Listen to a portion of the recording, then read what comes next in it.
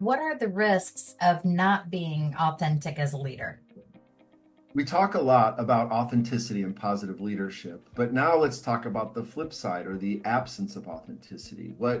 What's going on? What are the risks? Why does it happen? So, I think the first thing is what causes people to not be authentic.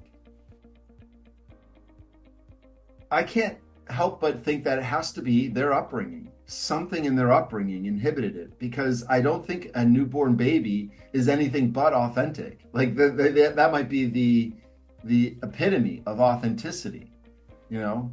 I think along the way we become enculturated to learn don't do this, don't be like that, be like this. And we get messages before we even have learned the language we speak. So then that enculturation process just continues from our household.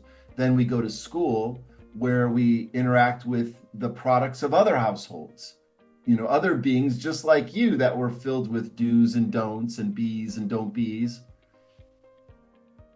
And and it only keeps going from there. Then they teach each other. We teach each other ways to be and not be. So what happens is we stray away from our authentic self. Although there's pieces in there, there's aspects in there, there's threads in there that just don't go away because they are authentic to us. They're native to who we are. So the journey of authenticity would be to separate what is the socially constructed self, which is not the authentic self. Doesn't mean it's bad. It just means that it's not the authentic self. There's something, it's extraneous to the authentic self. So, and that's useful because if you could say what's not me, it might lead you closer to what is me. This is a process. There's a word for this. It's a self realization through negation. I'm not that. I'm not that. I'm not my behaviors. I'm not my thoughts. And when you eliminate what you aren't, I'm not my body or whatever your beliefs are, whatever, explore this. That's the process. That's the journey. And maybe through negation, through, okay, no, I'm not really that. Am I my possessions? Am I the things around me? No, I'm not that. Am I my clothing? No, I'm not that either. Am I my hair?